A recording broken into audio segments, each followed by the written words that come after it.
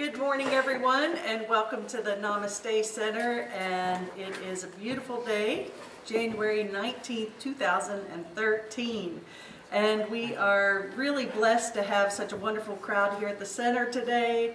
And also want to welcome everyone who's listening via YouTube and the internet, because we are so grateful to have so many wonderful speakers continue to come in and share their gifts and blessings with us. And of course, today is no exception, because we've got a repeat visit, and I hope to have many more in the future, from Dale Allen Hoffman. And we're lucky enough to have him live in this area. But Dale is soon to be traveling 6 countries in the upcoming year. He's got invites to many big conferences and speaking engagements, writing a book, all kinds of really great things.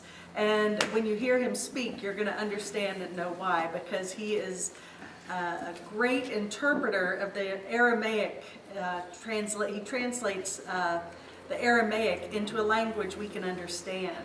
In other words, all the muckety-muck that we've made of certain teachings, he gets right to the point and the truth. And right now, at this time on our planet, we are seeking truth. We know that we've maybe not been here in the whole picture. And I really think that his time has come, and our time has come to be able to receive and be blessed by this information. So I'd love us all to give Dale Allen Hoffman a nice welcome to the Namaste Center.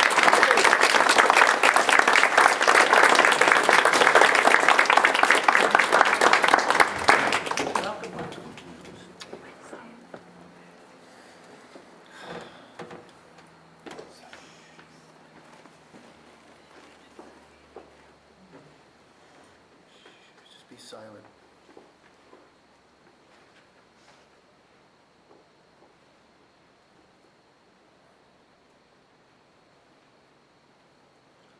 Be aware of your breath. What I mean by that is, rather than trying to change the pattern or the rhythm, just take a step back in your awareness and be aware that your body is breathing. If you haven't noticed yet by now, it sort of breathes on its own quite well without your help or interference.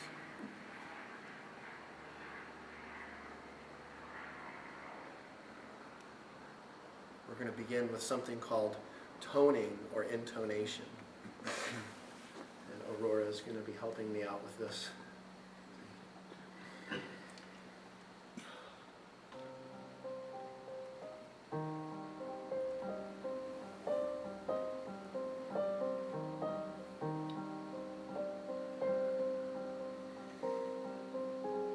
Just be open. I'm going to make a little bit of a sound first. I'm going to tone a word. And then I'm going to ask you to do it with me 3 more times. But the first time, just be open to the sound that's coming through. And let that vibration move through you. And then we'll do it together 3 times. This word is Awoon, A-W-O-O-N, Awoon. You can say that once. Awoon.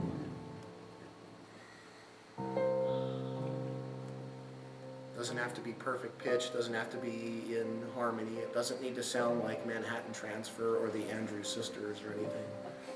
Just so long as you're open. So I'll do it once, and then we'll do it 3 times together.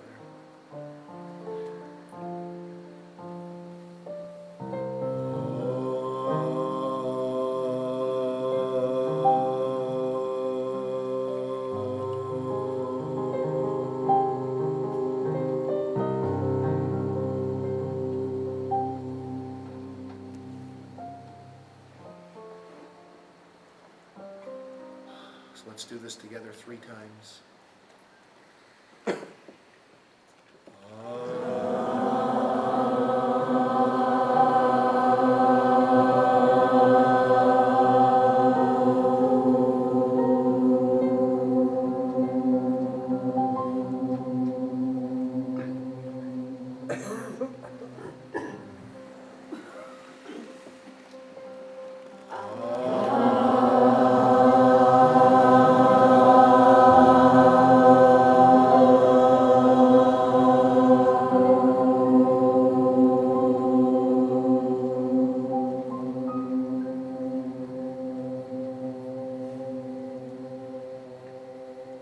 This last one very gently, almost under your breath, okay?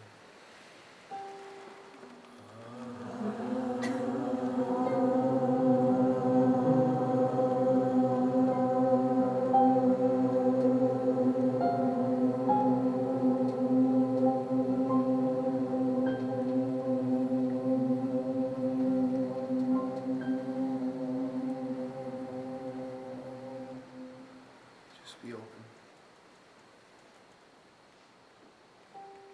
Avun Lashmeya Nitkarashma.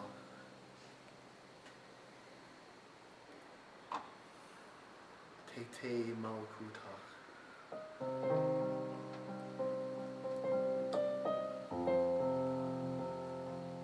Nechwet Siviana Kekana. Lashmeya. Arha.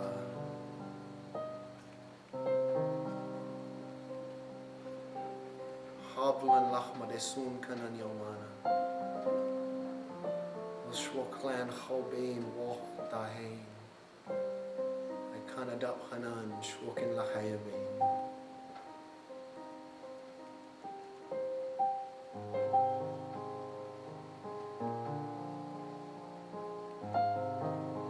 La Tahlan Letnesyune. Ela Patsan Min Bisha. Methode de la Ki Malkuthik Wahalu Watishbuta. La Lam. Almin.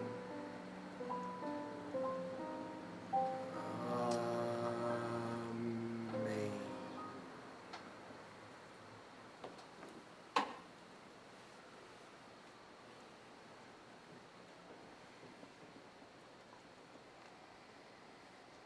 You can open your eyes if they're closed.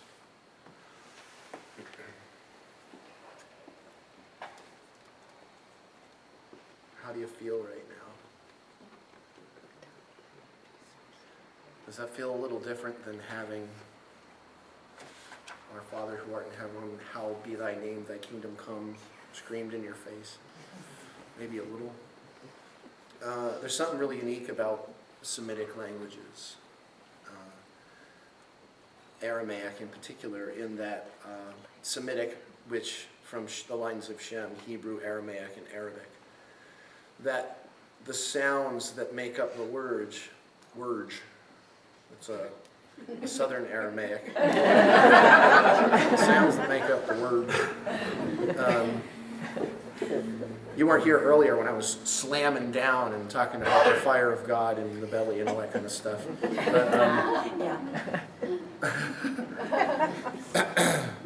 the sounds that make up the words in Aramaic, the things that's unique is that it's not just like in English, we're spitting out words, in most cases, words that we don't know what they really mean. And words that change their meaning over the course of time. Not that I'm implying that a word could actually have a different meaning today than it would have 2,000 years ago. Especially since, one of the great realizations I had 20 years ago this year was Aramaic. Aromatic? No. Some people will come to me and they'll be like, Dale's the aromatic guy. And I'm like, yeah, that means I smell good. They're like, no, Aramaic. I'm like, Arabic? No, Aramaic. And they're like, well, the Aramaic teachings of Jesus. What do you mean the Aramaic teachings of Jesus? Well, what he taught in Aramaic. He didn't speak English. English didn't even exist, of course. That's a little bit of something to think about there, but Aramaic, the sounds that make up the words have a meaning.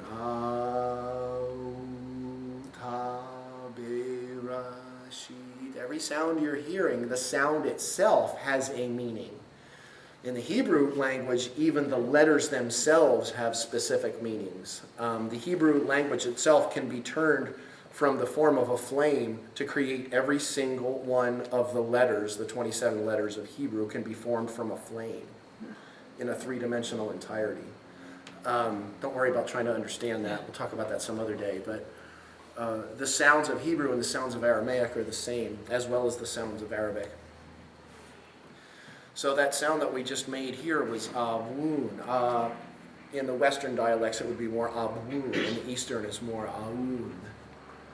And within that, there's different sounds. Then if you understand what those sounds are, you can have a deeper understanding of that language. And the key here is that when you tone a sacred word from the teachings of Yeshua, you awaken the possibility of putting yourself into that experience of what was coming through him.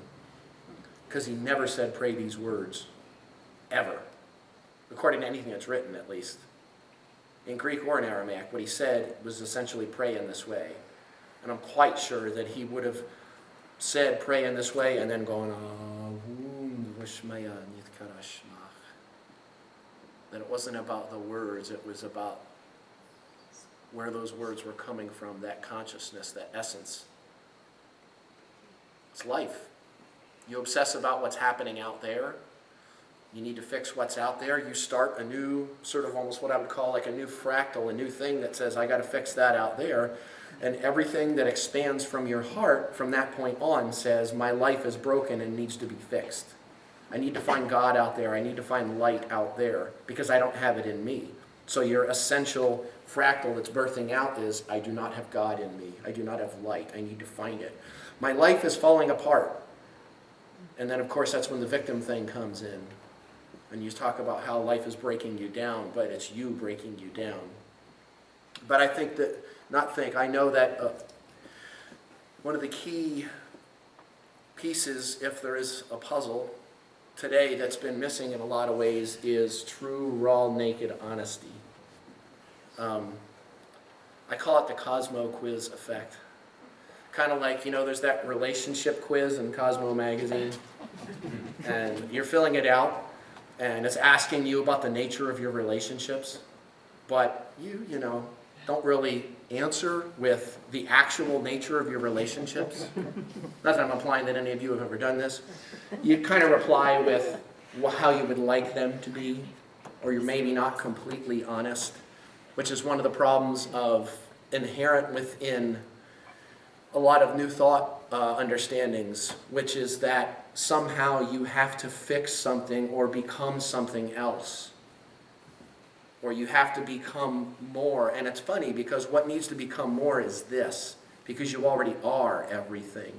And you do. I love one of my dearest friends, Barbara Waterhouse from the Center for Spiritual Living. Her license plate says be more. And that's rocking enough just for people to see. In Asheville, it's nothing. I mean, we've seen some crazy ones in Asheville. No more comment there. But just the thought that you were basically told for a long time that you were born in original sin. You were born a sinner, and you were born, as a scourge under the feet of a master God, of the Lord. Lord, which is a word Jesus never used and was never called Lord. Lord is a feudal English term, which was the guy who oversaw the land that the serfs and the peons were working on. They were called peons for a reason. Won't go there anymore either. But the first thing that we really have to do is integrate thought and feeling in the true essence of what we're actually feeling and being honest about it. And there's something that I posted on Facebook yesterday. I don't know if you've heard of Facebook before. But, I can't turn the computer off. I can't log out. I might miss something. And I don't remember exactly what it was I said, but it was something to the effect that your flaws are part of the plan. Learn how to melt back into their essence and learn how to love them. Because the whole reason you experience the suffering and the disappointment is because you're resisting what is. But what is of your creation. Think about the absurdity of what I'm telling you right now. And then, of course, beyond your creation, there's that sacred, silent center. It's pre-creation, that's always there. And you don't have to find it. It's actually your true nature, conscious, active, present love. And there's a word for that in Aramaic. And that word is rahma.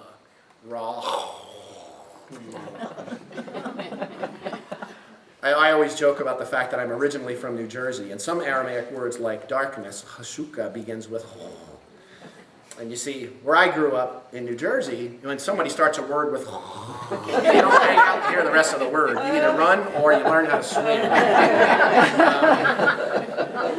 When it's in the middle of the word, you don't notice it as much. You can actually just say Rachma. Say that word, Rachma. Rachma. It sounds like Elvis and Led Zeppelin and Jimi Hendrix, right? Rachma, Woodstock. It's got a great sound to it. Now, I told you about how some sounds, words break down, or the sounds within the words mean something. There's 3, in some ways 4 primary sounds in Rachma. The first one is Ra. Ra. Anybody ever heard that sound before? Ra. You know it from anywhere? People are like laughing at me like, oh, yes, I have. That Ra is actually a Coptic Egyptian sound that was borrowed from Aramaic. Not from Aramaic. Aramaic borrowed it from Coptic. It's one of the words for God. Horus, the sun god, was known as Ra. And what it means is a shining forth of heat and light. Okay? The middle sound of Rachma is hum, which is the old Hebrew word for womb, or center point of being, center point of body. So womb as the center point of the body. What else is in there? Right in this area. Your gut. Anything else? Solar plexus. What's back behind there? Spine's there. But how about your bowels? A little bit of information. A lot of modern words, like the name Rakim, is actually the word Rachma from the Aramaic. The word dude is an Aramaic word. Anybody want to guess what it means? Dude? Duty? Doodah? It means from the bowels. So when people come up and they're like, dude, I'm like... But there's a deeper meaning to that. There's a deeper meaning to that, which is this. Let's say that the description I give is... well, actually, there's in the Hebrew Torah, in the Old Testament, I'm trying to remember the book, but a woman's husband is leaving, and he's going on a journey that could be months, could be years, she may never see him again. And he puts his hand in the door to open it up. And it actually says her husband put his hand in the hole of the door, and her bowels moved for him. How's that for a fine send-off, eh? Let me frame that in a different way. I've got a friend in California that I grew up down the street from, and her son joined the Marines. And he had been in basic training. She's ultra proud of him. And he came home a few weeks ago, and they had the big signs and all that, and then he just left now to go back out. I believe it was basic training. Imagine the thought of him going off to, say, Afghanistan, a pretty volatile place. And I've got several friends that have done this in the last few years. And then a lot of not knowing. Of course, the internet's made that a little bit easier for parents now, and he comes back and she hasn't seen him for months, maybe years. What is she going to feel? What's going to happen in her body? Where does the rocking happen physically? It happens right here in the bowels. There is a more accurate way of translating that from the Old Testament. Her husband put his hand in the hole of the door, and her passion stirred for him. For him. That's English too. For. The scene, though, the example that I used most often, it's one of my favorite films ever, The Grapes of Wrath. John Ford film, starring, of course, Henry Fonda, playing Tom Joad, and Jane Darwell played his mother. She won the Oscar that year, actually. I believe this is 1939. And there's a scene at the end, right near the last few minutes of the film, where Tom he's a guy that was in prison for several years, got 7 years, out in 4 years parole, out on parole, and he kind of somehow gets messed up with the law again, and the cops are looking for him, and he decides, he wants to go and fight for the rights of the people and go out there, and he says these amazing things like, I'll be all around in the dark. I'll be in the sound that children make when they're hungry and they know supper's ready. It's like these really deep statements. And she's like, I don't understand. And I can understand that, and then he goes to leave, and there's just this scene that I make jokes about it in some ways, because he walks across this boxing ring that the night before they had this big dance there in this migrant camp. And he's walking away, and they have this shot of Jane, and she's like, Tommy! The way she says it, that like my hair goes up, and my wife goes nuts. Because she knows that, when I get to the end of the Grapes of Wrath, she's got to either put her fingers in her ears, or she's got to go out of the room and crank some music, because she knows that for 10 minutes nonstop, she's going to hear, Tommy! Tommy! Tommy! Because I'm so rocked to my foundations by that one thing. That's Rachma. Now, so we've got a shining forth of heat and light. We've got that inner womb, that center point of being. And then, of course, her name was Ma Jod. What's the last sound in Rachma? Ma. What does Ma mean? Mother. Ma is the sound most often spoken by a child in relation to the mother all across the earth, in all cultures, in all languages, whether it is in that language as a word for what we call mother or not. It just naturally comes out, Ma. Whoa. Rachma. Rachma is that place, that essence of being that in the 5th Beatitude it says, Blessed are the merciful, for they shall obtain mercy. Tuvehun lam rachmaneh, velehun nehun rachma. That when you come from that place, that center point of your being, that you'll actually resonate that with the person who's in front of you. And they're going to come from the center point of their being. But there's a little bit of a key here. Just because you're coming from your center and you're resonating and awakening and sort of shaking loose that sacred center within them, doesn't mean that they're going to plant a kiss on your cheek and throw their arms around you. What that means is that a catalyst is burning in the system. There's a light that's going, and in the words of Yeshua, if I gave you a light or a candle, would you hide that light, or a lamp, would you hide that light below what? A bushel. The word bushel in Aramaic is satah. That root of that is sta, which means slide, fall, or cut away from, to cut something away from its source, which is the root of the word satana. Does that sound familiar? The literal translation of which means a being divided against itself. The good you and the bad you. The light me and the dark me. The masculine and the feminine, the positive and the negative. Now, I'm going to talk a lot this afternoon about masculine and feminine, and the one point I got to get across. When's my time, actually, that I need to... Where'd Charlotte go? I'm here. Okay, there you are. What time is it? 7 till? I have till 6 till, right? Yeah, you got plenty of time. Go ahead. You said it. Yeah. What was I talking about? Satana. I'm not kidding, actually, but Satana. So it happens when you're open in the moment. Now, that good you and bad you, and I talked about what we call it the yin-yang here, or the yin-yang, depending on who you're asking. The yin-yang, that supreme ultimate of the I Ching, is not two different energies. It's two qualities of one singular process, okay? And the way that I explain that is this. Let's say you've got a positive and you've got a negative. What's an example of positive and negative? And I'm holding it in my hand. Electricity. Electricity. Any forms of electricity you can think of that has a definite positive and a definite negative? A battery. Now, first of all, let's say that I've got that negative and I'm able to somehow peel the negative out of the battery and stuff it down because I don't want any negative in my life. What just happened to my power? Disappeared. Nada. It's gone. Now, another question, who can find the breaking point between the positive pole and the negative pole where it changes from positive to negative? It doesn't exist. It does not even exist. There is no breaking point. It's one process.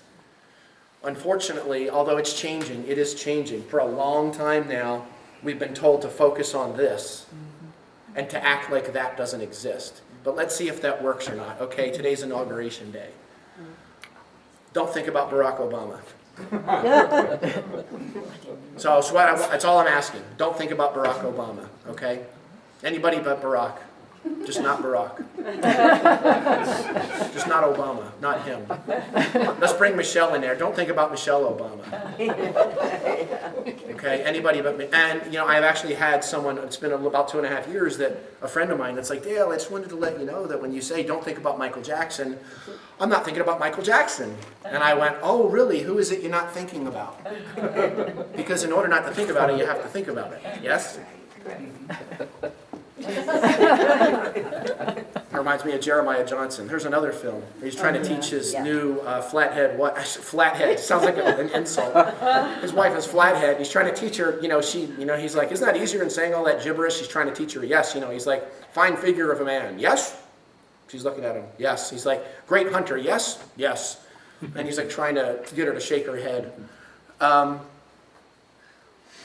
In order to not think about something in your life, you have to think about it. That's the way the brain works. So all those different aspects, areas, places of suffering, those snag points that you have in your consciousness, when you try not to think about them, you go into a resistance. That resistance is what creates your suffering.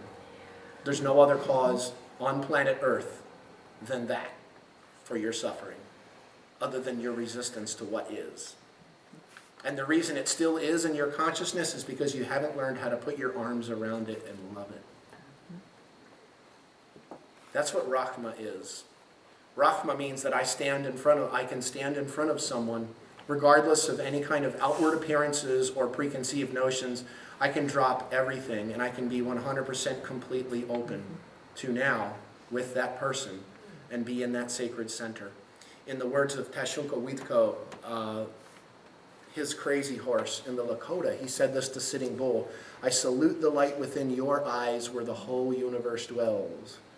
For when I am at that center within me and you are at that place within you, we shall be one. Namaste. Namaste, exactly, from the Sanskrit, exactly.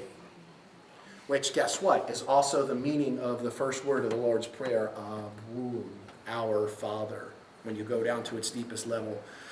I recognize that we expand, unfold like a fractal flower from one common source, and understanding that when I am at that center within me, I resonate that center within you. The more I'm there, the easier it becomes for you. The more you're there, the easier it becomes for me.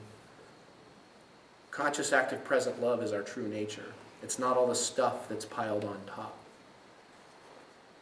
We don't have to add anything. It's there. The phrase I use all the time from St. Francis, what you are looking for is what is looking. Say that again. What you are looking for is what is looking. The presence, the consciousness, the light that you seek is the light that is seeking through you. It's there. Anybody feel a shift? That's what Yeshua called Enana. Ina. When he would say, I am the light of the world, I am the portal, I am the gate, I am the bread of life. He didn't say Ina, I, Jesus. He said Ina. Ina means I. Ina means I. Meaning in Aramaic, the eye within the eye. Not the eyeball within the eyeball, but the awareness behind your awareness, which is still your awareness. What's unique about the light of the moon versus the light of the sun? It's reflective. It's still the light of the sun. That light of the sun, in the Aramaic understanding, is the light of God, the God light, the light that only knows itself. What's the only part of the moon that the sun chooses not to shine on? Trick question. He'll never answer another question again. The key word there was chooses. The sun doesn't choose not to shine on anything. The sun shines. What's the only part it can't shine on? The part that's turned away. the key to wholeness. Yeshua didn't say, be perfect as your Father in heaven is perfect. That word is gamir, which means whole, all-encompassing, all-embracing, a full circle. But what happens when you get closer to the sun? You get closer to the God light. You melt. Let's say I start moving toward the sun. What's ultimately going to happen to me? I'm going to burn. There is absolutely no such thing in the ancient Aramaic teachings as a fire of hell. There's only the light of God. And when you resist that light, you, through your own personal choice of unconsciousness, create the fire of hell. What was called hell was Gehenna. Does anybody know what Gehenna is? It was the city trash dump in the South Trench of Jerusalem. And it's where they would burn bodies, they would burn trash, they would sacrifice living children to the god Moloch right up to the time of Jesus. And they would cast the people with mental issues down to warm themselves by the fires of Gehenna at night because they didn't want them mucking up the joint. They wanted to keep the town clean, so they'd send them down there, and you could look down and see the lepers warming themselves by the fires of Gehenna. And when you look at Mark 9 from the Aramaic, Yeshua wasn't saying to somebody, you're going to burn in hell. It actually says in the NIV, the New International Version of the Bible, that it's better for you that you enter into the kingdom of God with one eye, as in single vision, whole, complete, than to have two eyes to be cast into hellfire. It says in a lot of translations, in the New International it says thrown into hell, which is a lie. That's not just a misunderstanding, that one there, and that's not just a mistranslation, that's a lie. Because he was talking about getting sent down to Gehenna. And if you look earlier, people love to pull things out of context. If you look earlier in Mark 9, the guy was literally saying, what if I've got all kinds of mental stuff going on and I don't even know where to turn, I don't know what to think anymore. And he's like, you know what? If you want to be a nut job and not process what's inside of you, and you want to be the good you and the bad you, and like all of this sort of duality, the satana going on inside of you, you're going to get sent down to Gehenna with all the other people that can't deal with their stuff. That's all he said. It had nothing to do with an eternal hell that came in later from Greek mythology, and even later than that from Dante's Passion Play and the Inferno, specifically. Interesting, eh? But Yeshua, this afternoon, let me talk about that and sort of kind of pull this together. Yeshua gave us a specific technology to process that kind of stuff. Now, he was smart enough to be able to speak in parables a lot of times. Parables are beautiful because, number one, you can give it to people on all different kinds of levels, and I put the word levels in quotes. Those are very arbitrary, don't really exist, and they'll get some sort of something out of it. Another thing about a parable that's brilliant is that you can translate it through multiple languages, and the essence stays fairly intact. Now, if he were to give us step-by-step techniques, as soon as you put it into another language, in many cases, it would be gone. The Beatitudes from the Gospel of Matthew, was a step-by-step process, especially the first 7. The first 7 were a specific process, and the last 3 were saying that if you live these 7 steps, this is what's going to happen. You're going to come from that center, and people will terrorize you. People will try to attack you. Understand, that's not what is real. What is real is what's coming through you. And remember that, which was the last 3. The first 3, though, I want to bring these across to you. And I'm just going to do it quickly. Breathe, feel it, let it pass through the system. The words pour in spirit. That word spirit is actually an ancient Aramaic word, ruha. Spirit was a Latin word that came later. Okay? They wouldn't have looked around and seen spirits, they would have seen ruha, ruha, ruha, which means breath of life. They would have seen breath. And I'm not saying it's not spirit. What I'm saying is spirit is breath. I've got a body, all of a sudden they died. What's no longer in the body? Spirit. What else? Breath. Same thing. Bring them together. The root of his teachings was about, and that's specifically what I'm going to talk about in the beginning of this afternoon. Breathe, step into what you're feeling, and let it flow through the system. I see it all the time. If you're in hell, keep walking. Don't stop. And don't stop and grovel about how you're in hell. Move. And guess what? You can't do this around your desert, that's my desert, doesn't work. Because you know why? Your desert will always be there until you can move into it and bring that light into it. And that's where the water of life comes from, your experience, from the pain of what it is that you've been experiencing, that you've been trying to turn away from. And it's not just about feeling what hurts. It's about feeling joy too. People forget that. If Dolly Parton, the way I used to say is if Minnie Pearl walked into this room with her hat and her tag, first of all, I think everybody would run because she died like 15 years ago. So I can't use that one anymore. But let's say that Dolly Parton walks into the room. Some people are going to be, oh my God, it's Dolly, especially the men. And then some people are going to be like, you know that person that's real bubbly and you just don't want to be in the room with them because they're so dang happy. It's not just about feeling sadness, it's about feeling whatever it is that's going through you. It's about the integration of thought and feeling and coming together in this present moment with what is. And stepping fully into that. When you're actually able to let it moves through the system. Guess what? The stuff that you were resisting, when you can put your arms around it, is able to move.